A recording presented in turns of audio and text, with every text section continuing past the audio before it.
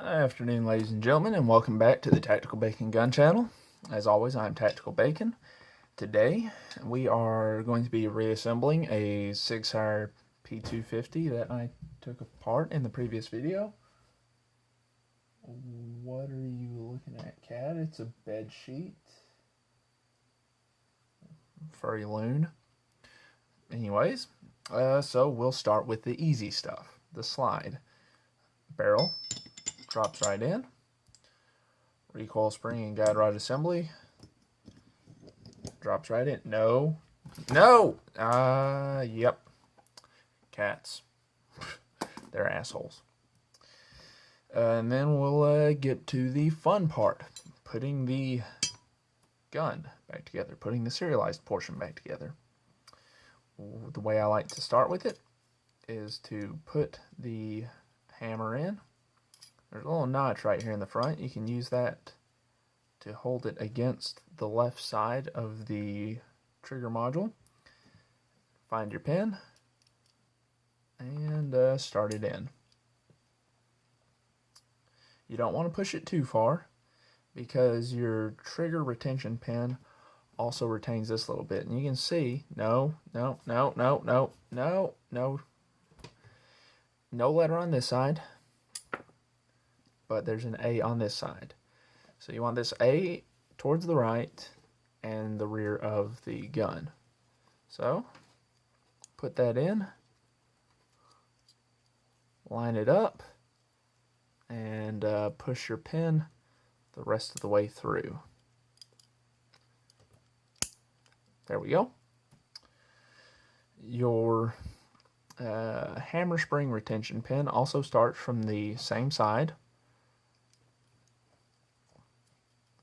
And there's a channel on both the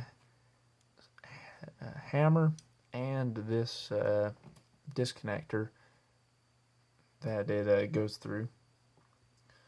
Take your springs, drop them in, and what I like to do for this, helps if you have a nice hard surface to use.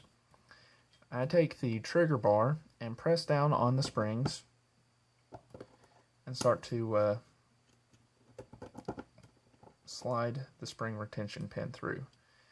And you can see I got it started. It's holding down the spring on one side. Press down on the springs again and get a little bit further through. Don't push your hammer retention spring out accidentally.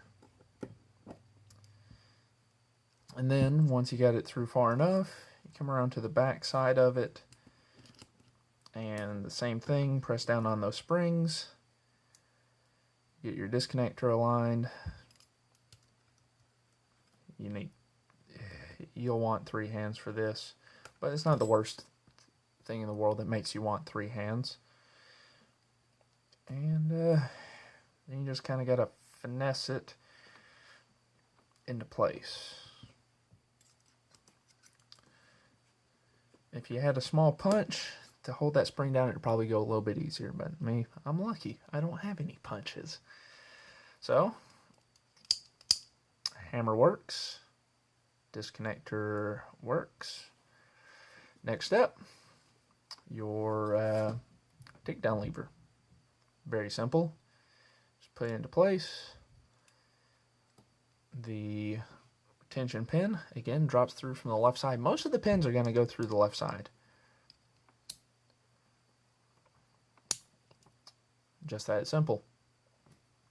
Now here's where it gets a little tricky. You want to go ahead and put your trigger bar up here. Then take your trigger, and it's got a... the way it's designed, it will only go through at that angle. And you've got to get your trigger bar on the back of it. And then there's a little nub on the other side of it that goes in through the hole. And naturally, I'm doing this on video, so it goes well the first time. Don't be surprised if this takes you 2 or 3 tries. Normally it does, even for me. And then your spring just goes back into there, and then you push the hook down, put it into place. Voila, reassembled. Put it back into the grip module. Put the trigger through the slot in the housing. Pull back on the hammer to give yourself some slack on the trigger. Push it forward, and then it drops down. Then just press it down, and you're halfway there. Takedown lever goes through the left side.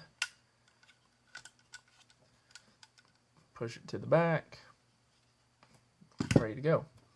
And one thing I've noticed when reassembling this gun is if you don't have this spring pushed all the way down, if you've got it just a little bit up, when you go to put it back together, you see how there's that little gap right there? You don't want that there. It'll stop the slide from going back far enough to allow you to reassemble the gun. So you want that to be firmly down, and you want it to be even on the left and right side of the barrel. You don't want it off to one side or the other because it will catch.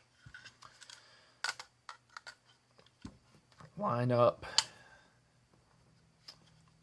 the rails with the slide, and then lock the slide to the rear. And then this part's important, especially if you're going to be loading the gun after you put it back together. Rotate the takedown lever back again. I've accidentally reinserted the magazine and released the slide before while neglecting to perform that step, and what results is the slide going flying off the gun with a round chambered. Not fun. And of course, this is my carry gun, so, well, before we do that, before we do anything else, still clear, no mag in the gun, you want to function test the gun. Slide functions properly, trigger functions properly, locks to the rear. We got an empty magazine here, locks to the rear on an empty magazine, so all good. I love doing that. I don't know why it does that, but if you have the slide locked to the rear, this gun will sometimes automatically release itself when you slap the mag home with enough force. Don't know why, just something to be aware of. Speeds up the reloads for me. And then reholstered, and I am ready to go about my business for the day. So if y'all have any questions, comments, or concerns, please leave them below. I would love to hear from you. I would love to help you out. I'm going to have another couple of takedowns on my other firearms. I'm going to have another couple of reviews going up in the next few weeks. I've got quite a few that need to be reviewed. Remember to like, comment, share, and subscribe. Please, I would really appreciate it if you did. And y'all all have a great day.